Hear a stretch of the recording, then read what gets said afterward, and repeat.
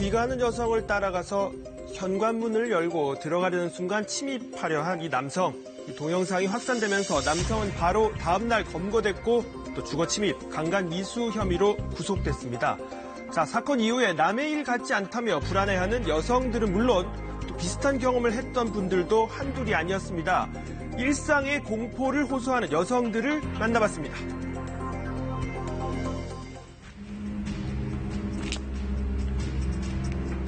사건이 발생한 동네엔 불안감이 쉽게 가시지 않고 있었습니다. 저한테도 그런 일이 일어날까봐 일단 무서운 게 제일 크고 그리고 그냥 조심해야겠다 그런 생각까지 들고 다 그냥 불안해하고 그런 것 같아요. 안부를 묻는 지인들도 부쩍 늘었다는데요.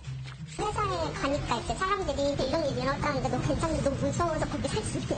주변에서 더 걱정을 많이 해주는 거야. 친구들이랑 부모님이 이상하다고 해가지고 어차피 계약이 얼마 안 남아가지고 할까말까 좀 고민 중이긴 하거든요. 무서워서.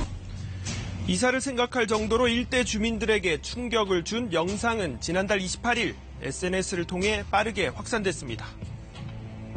여성이 문을 열고 들어가자마자 닫히는 문으로 손을 뻗고 손잡이를 당겨보고 노크를 하더니 다시 돌아와 문 앞에 서 있기도 했습니다. 그렇게 남성이 문 앞을 배회한 시간은 무려 10여 분. 잡는 순간 딱 시간이 너무 타이트했었잖아요. 그래서 정말 와 다행이다. 문 안 닫혔으면 큰일 날 뻔했다. 오전 6시를 넘긴 이른 출근 시간이었던 것도 충격이었습니다. 아침이면 사실 출근하는 사람도 있을 거고 좀 분명 주변에 사람도 많았을 텐데 그런 일을 하는 걸 보면 뭐 시간대 없이 그렇게 범죄를 저지르는구나. 주변 CCTV 확인 결과 남성이 몰래 뒤쫓아온 것이 확인됐죠.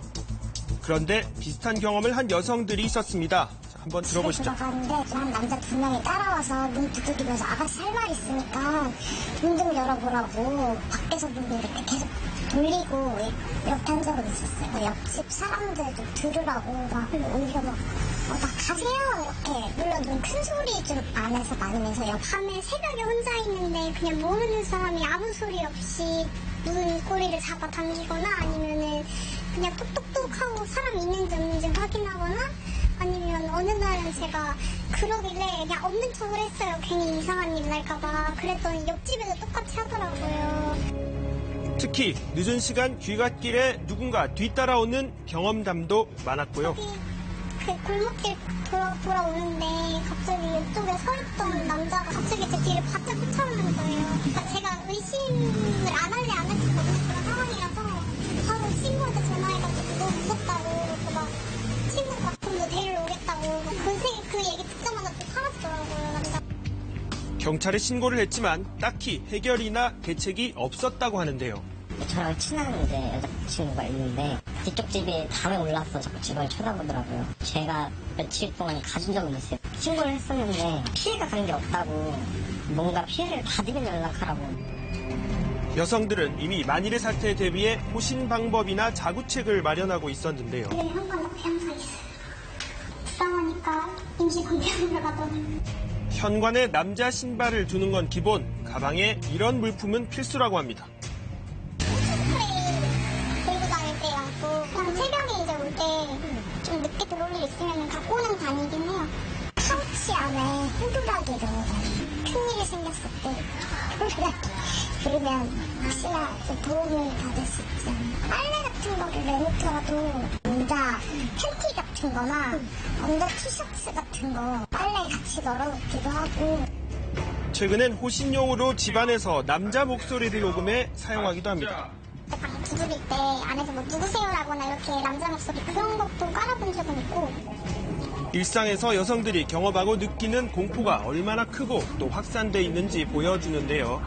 자, 이런 SNS 글도 퍼지고 있습니다. 인터넷에서 그런 게 있는 거예요. 도어락이 10만 원짜리 이하 인가하면 불 태우면 그게 도어락이 열린다고 그런 범죄도 있다고 하더라고요. 그래서 화재에 대비해 온도가 올라가면 저절로 열리는 기능이 오히려 범죄 노출 우려가 있다는 건데 가능할까요? 열 감지하는 센서가 도어락 그 내부에는 설치되어 있는데 안쪽에 있어요. 온도 센서가. 그래서 밖에는 아무리 열을 가해도 솔직히 잘 안 열려요. 물론 구입한 뒤 10년이 넘거나 KS, KC 마크 등이 없을 경우 교체하고요. 꼭 보조 걸쇠를 사용해야 한다고 전문가들은 조언합니다. 자, 한편 이번 사건 피의자에 대한 혐의 적용을 놓고 논란이 되기도 했는데요. 술을 마셔 기억이 안 난다. 성폭행 의사가 없었다는 진술에다 주거 침입이냐, 성폭행 미수냐 여부도 향후 재판의 쟁점입니다. 그래서 스토킹 방지법이 필요하다는 지적도 제기됩니다. CCTV에 잡혀있는 장면을 보면 굉장히 분명하게 스토크를 하는 행위가 보이고 있거든요. 굳이 강간미수라는 이상한 죄명을 적용하지 않아도 스토킹 행위로 충분히 처벌할 수 있는 여지가 있을 텐데, 참고로 외국 같은 경우에는 스토킹을 상습적으로 하면 징역형까지 내려지는 나라들이 많이 있어요. 이번 사건 피의자에 대한 엄벌과 재발 방지 대책을 요구하는 목소리는 사그라들지 않고 있습니다.